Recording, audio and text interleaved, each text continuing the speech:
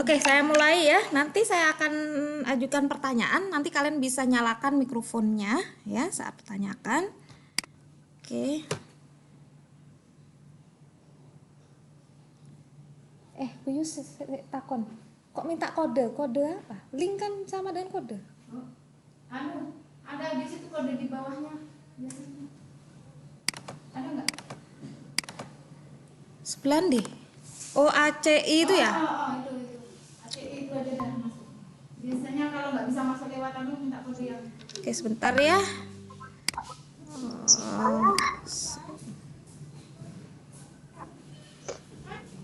Bisa kamu ya?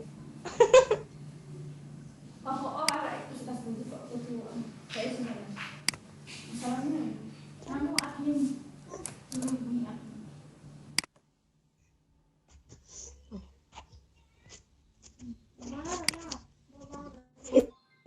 Sapaan? 5 orang. Dion mek tidak video call. Alex. Jangan nih. Ini tanah ke itu ibunya lengkap. Bola mana ada?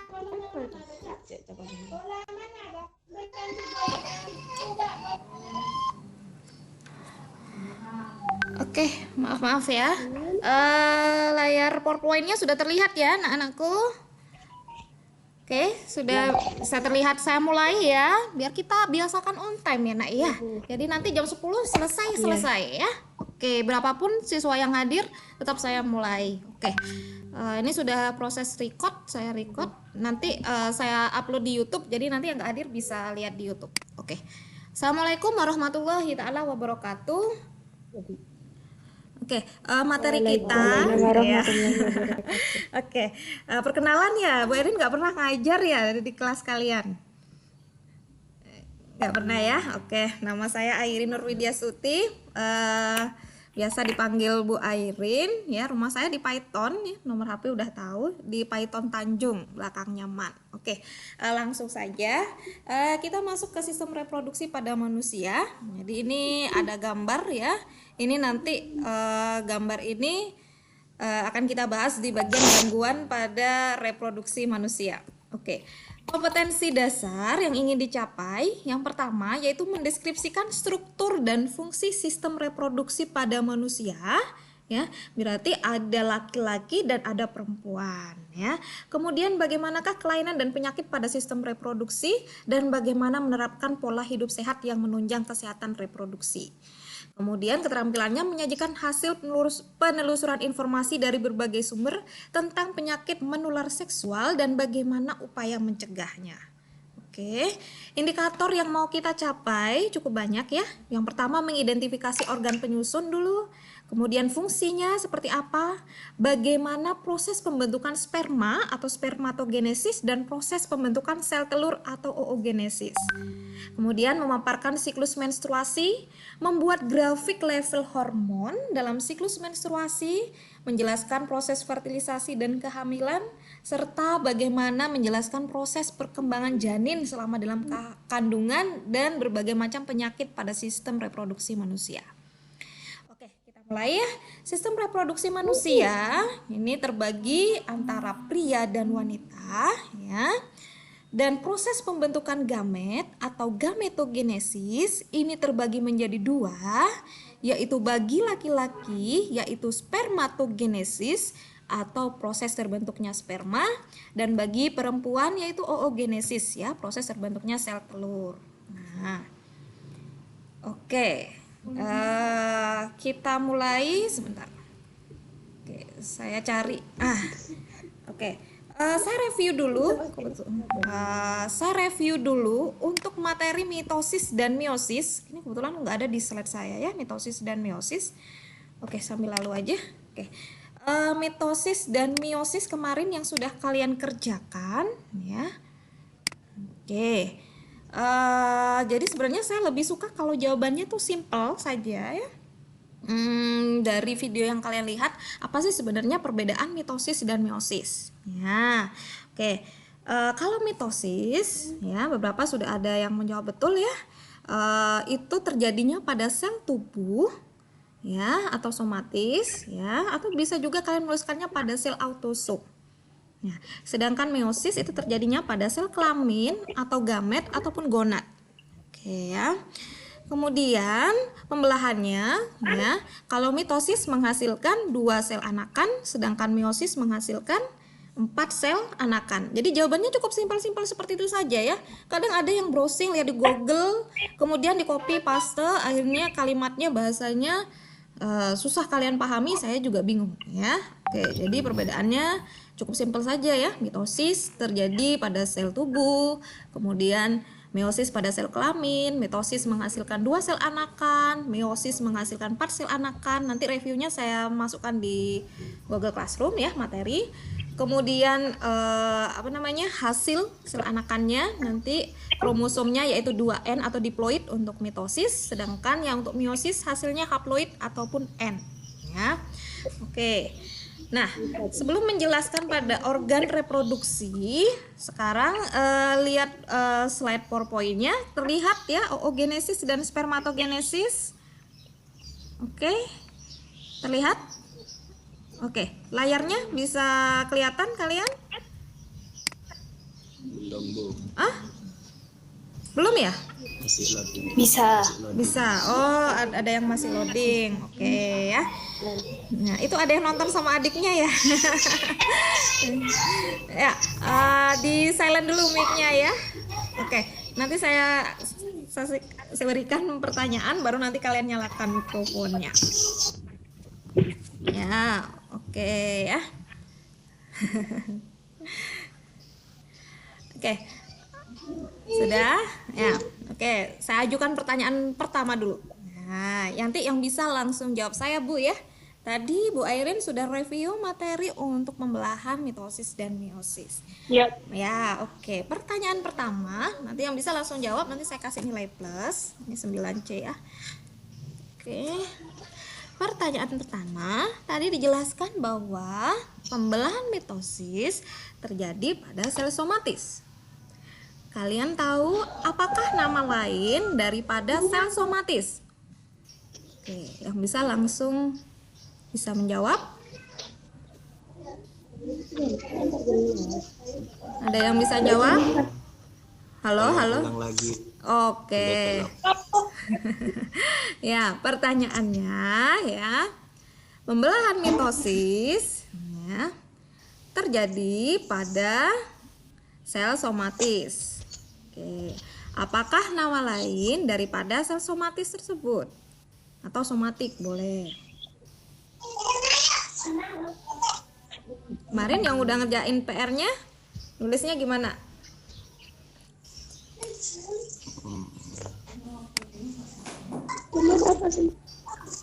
Oke, silakan. Kalau nggak mau jawab di ini aja ya, di mute aja ya mikrofonnya. Yang mau bersuara yang ini Lailatus Saidah, coba di mute dulu ya. Nah, ya, oke. Ada yang mau menjawab? Oke. Pertanyaannya saya ulang lagi. Oke, tadi saya jelaskan bahwa pembelahan mitosis terjadi pada sel somatis. Oke. Apakah kalian tahu nama lain daripada sel somatis?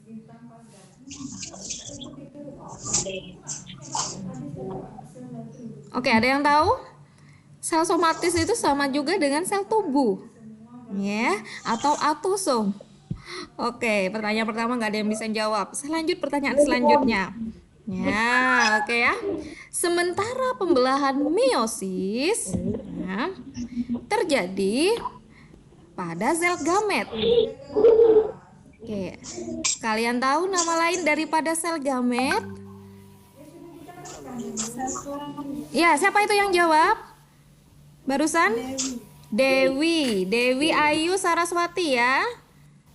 Ya, oke, dapat nilai plus ya. Nama lainnya adalah sel kelamin atau juga gonad. Oke, betul. Oke. Sekarang kita lihat pada bagian oogenesis dan spermatogenesis. Oke ya.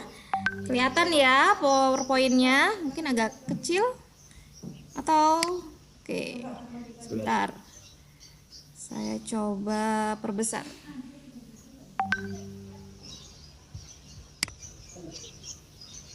Oke, terlihat lebih besar layarnya? PowerPoint-nya? Oke ya. Saya mulai dari spermatogenesis. Namanya jujur saja sudah spermatogenesis. Jadi proses terbentuknya sperma. Ya, oke.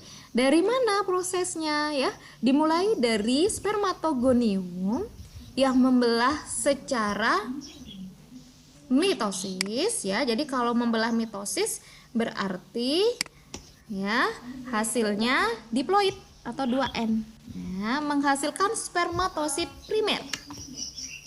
Ya, kemudian spermatosit primer ini membelah secara meiosis 1 ya, menghasilkan spermatosit sekunder. Ya. Oke, karena pembelahan meiosis, maka hasil sel anakannya adalah haploid atau N. Kemudian ya, membelah lagi meiosis 2 ya, menghasilkan spermatid. Nah, spermatid ini nanti akan mengalami diferensiasi ya, perkembangan menjadi sperma, dan keempat-empatnya menjadi sperma. Sehingga itu kenapa laki-laki bisa menghasilkan sperma dalam jumlah banyak. Karena dalam prosesnya, proses pembelahan selnya semuanya berubah menjadi sperma. Oke, sampai di sini paham ya? Oke, paham. Oke, ini ilmu ya. Oke, udah balik semua kan ya kalian? Sudah. Nah, bagaimana ya caranya? Ya, kedewasaan baliknya ya. Biasanya kedewasaannya dinilai pada saat usia 15 tahun atau pada wanita bisa dinilai ketika sudah menstruasi meskipun belum usia 15 tahun, atau pada laki-laki sudah mengalami wet dreams. Tahu wet dream ya? Mimpi basah ya. Oke. Ya. Oke, kita masuk ke oogenesis. Kalau tadi spermatogenesis untuk laki-laki, maka oogenesis ini untuk perempuan. Ya. Dimulai prosesnya dari oogonium. Ya, hampir sama tahapannya. Nanti beda di bagian akhir saja. Oogonium ya, yang membelah secara mitosis ya, sehingga hasilnya masih diploid 2N, menghasilkan oosit primer. Kemudian dia akan membelah meiosis 1 ya, menghasilkan oosit sekunder. Nah, cuma bedanya sama spermatogenesis, kalau tadi spermatogenesis empat-empatnya berubah jadi sperma, tapi pada wanita hanya satu yang berubah menjadi sel telur atau ovum. Sementara yang lainnya berubah menjadi badan polar. Badan polar. Jadi wanita hanya memiliki satu sel telur saja. Ya, jadi beda ya sama laki-laki. Kalau laki-laki tadi bisa menghasilkan banyak sperma, tapi wanita tidak bisa menghasilkan banyak sel telur. Ya, kenapa? Karena yang berubah menjadi sel telur hanya satu saja. Ya, sementara yang lainnya itu akan menjadi badan polar dan mati. Oke, nah nanti kita masuk ke reproduksi wanita ya. Oke, sekarang kita ke organ reproduksi laki-laki dulu. Nah, ada yang mau ditanyakan dulu untuk gametogenesis? Oke. Oke, udah jelas ya perbedaannya ya. Perbedaan di akhirnya, kalau spermatogenesis keempat-empatnya tadi berubah menjadi sperma ya. Kalau oogenesis hanya satu yang menjadi sel telur atau ovum, yang lainnya berubah menjadi badan polar. Oke ya. Nah, oke, kita mulai dari organ reproduksi wanita. Oke, bisa terlihat ya. Nah, organ reproduksi wanita yang ini layar PowerPoint-nya bisa kalian lihat. Oke, terlihat, bisa ya, jelas ya. Oke, ini di bagian dalam ya. Wanita memiliki 2 ovarium ya, bagian kanan dan kiri. Cuma yang ini terpotong ya, bagian kanan dan kiri. Nah, apa sih fungsinya ovarium? Nah, ovarium itu fungsinya menghasilkan sel telur yang tadi sudah dijelaskan pada proses oogenesis ya. Nah, sel telur. Nah, proses pelepasan sel telur. Nah, proses pelepasan sel telur dari ovarium ini namanya ovulasi. Nah, kemudian sel telur tersebut akan ditangkap. Jadi ibaratnya tangan ini fimbria. Jadi yang pojok ini yang terlihat jari jemari ini fimbria. Jadi ibaratnya tangan, ya. Dia menangkap sel telur tersebut. Nah, ya. Kemudian masuklah, ya, melakukan perjalanannya sel telur ini. Masuklah sel telur ini menuju yang namanya tuba falopi. Nah, atau saluran telur. Ini tuba falopi, ya. Nah, apa fungsinya tuba falopi? Kalau tadi ovarium fungsinya menghasilkan sel telur, maka tuba falopi ini berfungsi untuk tempat terjadinya proses fertilisasi atau pembuahan. Nah, oke ya. Oke. Nah, bagaimana jika seandainya tidak terjadi fertilisasi? Maka sel telur ini akan bergerak, ya, di sini menuju dinding rahim atau endometrium. Nah, ini namanya dinding rahim atau endometrium. Oke. Kemudian dia akan meluruh. Ya, sel telur tadi akan meluruh bersama dinding rahim atau endometrium yang biasa kita kenal setiap bulannya dengan nama siklus menstruasi. Nah, oke, cukup jelas ya. Nah, jadi saya ulang lagi, yang ini namanya ovarium, hasilkan sel telur. Kemudian yang ini fimbria, yang berfungsi menangkap sel telur. Kemudian di sini saluran telur atau tuba falopi, proses tempat terjadinya fertilisasi, ya. Oke, Bu, bagaimana kalau terjadi fertilisasi? Ya, maka akan berubah menjadi zigot nanti. Dan pastinya di sini dia akan berkembang menjadi janin di dalam rahim. Jadi ini rahim, ya, atau uterus. Nah, rahim atau uterus ini adalah tempat di mana janin ini berkembang. Nah, kemudian di bagian ini yang menyempit di bagian bawah namanya serviks. Mungkin sudah nggak asing lagi, serviks, ya. Mungkin nggak asing lagi buat kalian, ya. Pernah mendengar istilah kanker serviks?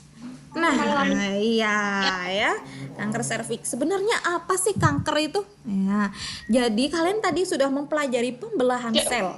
Nah, jika sel yang membelah tersebut tidak normal, maka kita kenal dengan istilah tumor. Nah, ya, kalau tumornya bersifat ganas atau menyebar, maka disebut dengan kanker. Oke, ya, tempat di mana kanker itu berada maka diberi nama sesuai dengan nama tempatnya. Jadi kalau tempatnya di serviks, ya kanker serviks. Ya, kalau tempatnya di prostat buat laki-laki, ya, pernah dengar mungkin istilah kanker prostat, ya, maka tempatnya di prostat. Nah, ntar lagi kita masuk ke organ reproduksi laki-laki, ya. Oke, kalau tempatnya di payudara, maka namanya kanker payudara. Ya, nanti kita bahas tentang penyakit, ya, tapi sebenarnya kita tidak bahas kanker. Nah, sebenarnya apa sih yang menyebabkan kanker itu terjadi, ya? Karena itu adalah pembelahan sel. Di-mute dulu, ya, di-mute dulu. Karena waktu kita tinggal 10 menit, ya, saya harus memaksimalkan waktu karena saya tahu kalau live meeting kalian juga yang pakai kuota habisnya banyak. Jadi waktunya saya maksimalkan, ya, untuk penjelasan, ya. Di-mute dulu sayang. Punya siapa ini, ya? Di-mute dulu, Nak, yang ada adiknya biar tidak ganggu. Ya, oke, ya, saya ulang. Jadi apa sih yang memicu terjadinya kanker? Yaitu makan pola hidup, ya, diantaranya pola hidup dan konsumsi makanan, ya, yang bersifat karsinogenik, ya, pemicu kanker, ya, pengawet, pewarna, gula yang bersifat karsinogenik, terutama yang terdapat dalam minuman bersoda. Oke, kalian tahu minuman bersoda, ya? Contohnya Fanta, Sprite, Coca-Cola, ya, hati-hati, ya. Oke, itu gulanya bersifat karsinogenik, ya, memicu tumbuhnya sel kanker, ya.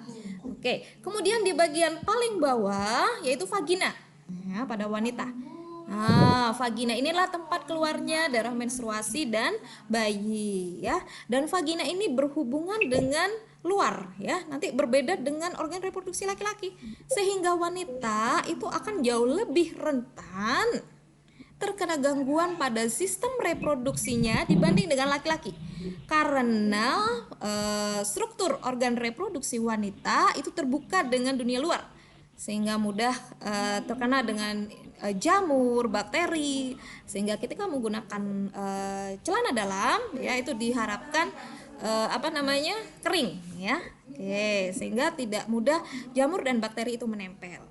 Oke, sampai di sini nggak apa-apa, ini kan ilmu ya. Oke, sampai di sini ada yang mau ditanyakan terlebih dahulu? Oke, kebetulan saya kok nggak ada gambarnya yang laki-laki ya. Nggak apa-apa wes, yang laki-laki. Oke, tapi saya sudah share video di bagian tugas, nanti kalian cek ya. Nah, oke, kita masuk ke organ reproduksi laki-laki. Nah, ya. Oke, organ reproduksi laki-laki itu terletak di bagian luar. Nah, yang punya adik laki-laki pasti tahu nih ya. Nah, apalagi yang laki-laki ya, bisa dilihat sendiri. Tapi jangan sekarang ya, lihatnya ya. Oke, dimulai dari testis. Nah, ya. Testis ini terletak dikelilingi oleh skrotum ya, jadi dilindungi oleh skrotum ya. Testis jumlahnya, kedengaran ya suara mic-nya ya di sekolah Bu ini. Ya. Sebentar ya. Rame ya. Sebentar. Putus-putus, ya. Bukan putus-putus, saya memang diam karena ada pengumuman. Oke, saya mulai lagi ya. Oke, pada laki-laki memiliki 2 testis, nah ya, yang dibungkus oleh skrotum. Oke ya, testis ini ya, kalau kalian pengen tahu mana testis itu di sebelahnya penis ya, penis kalian. Oke ya, sebelah kanan kirinya kan kalian punya 2 ya. Oke, testis ini berfungsi untuk menghasilkan sperma dan hormon testosteron. Nah, di bagian testis manakah yang menghasilkan sperma? Oke ya. Oke, ada yang mau menjawab? Ya. Di bagian testis manakah yang kanan, Bu, kanan. Apa? Bagian mana? Bagian kanan, Bu. Oh, bukan ya. Namanya apa? Di tempat apa namanya? Ada yang bisa menjawab? Yang sudah pernah baca? Oke. Di bagian testis manakah tempat proses terbentuknya sperma?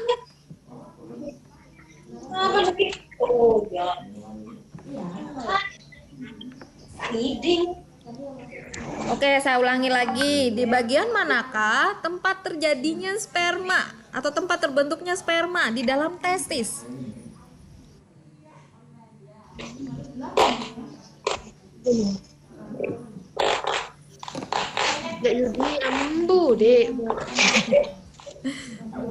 Oke, ada yang bisa jawab?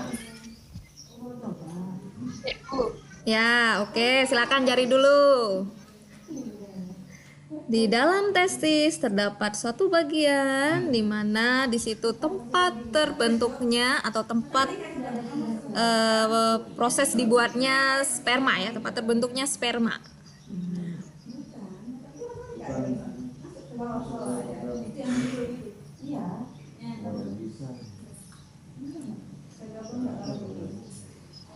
Oke.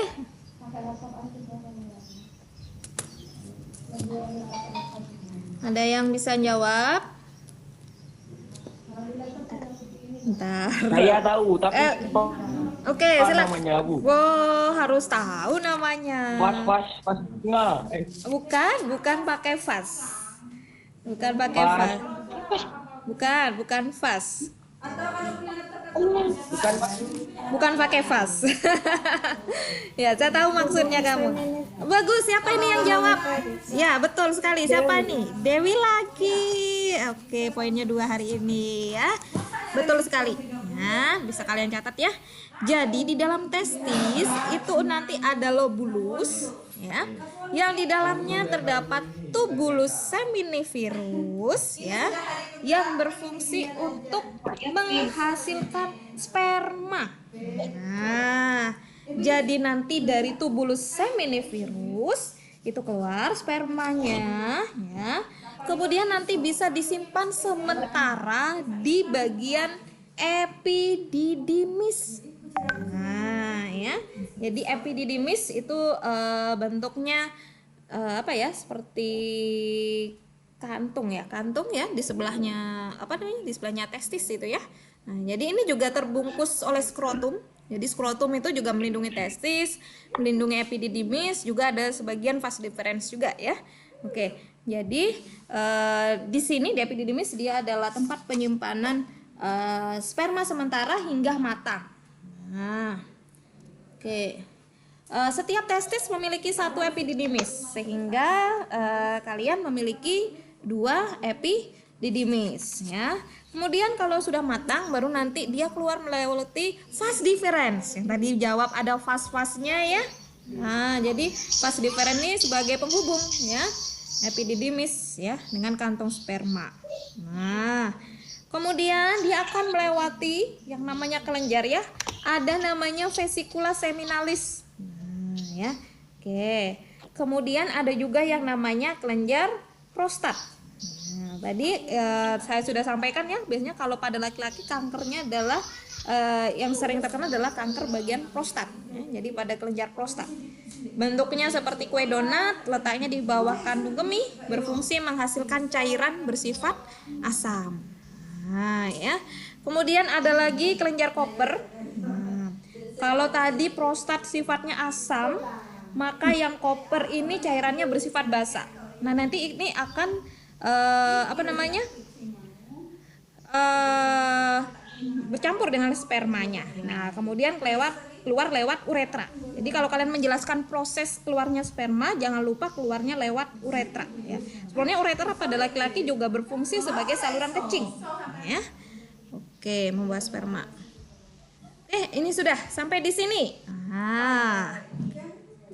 Oke, ini sudah selesai materi untuk gametogenesis, mitosis, meiosis, serta organ reproduksi laki-laki dan perempuan. Silakan kalau mau ada pertanyaan. Ayo, kita sudah tinggal 4 menit nih waktunya. Yang mau bertanya dulu dipersilakan. Sudah lebih ya jamnya. Oke, silakan kalau mau ada pertanyaan dulu. Tidak ada, Bu. Tidak ada. Oke, sudah jelas ya untuk pembelahan mitosis dan meiosis ya.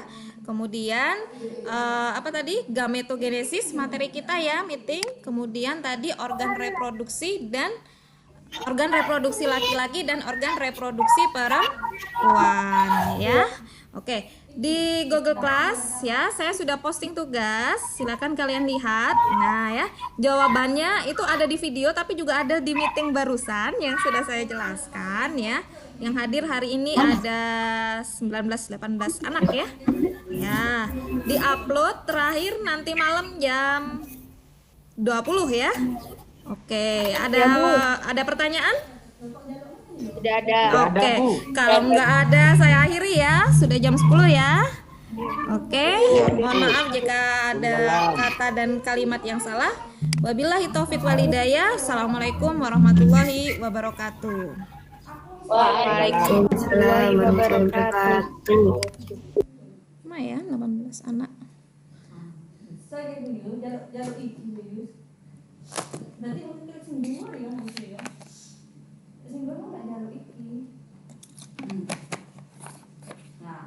Capek juga kalau seharian begini terus. 18 atau 19 masuk semua 24 ya. Ini punya saya belum nyampe 10, Bu. Kelas 7 ada yang harus pakai kode ternyata anak-anak. Saya barusan nge-share, akhirnya tak foto kode yang di bawah itu ACC itu, baru Brika bisa masuk. Kok tuku headset kok. Nggak nunggu ini kalau nggak tunggu suara. Ini saya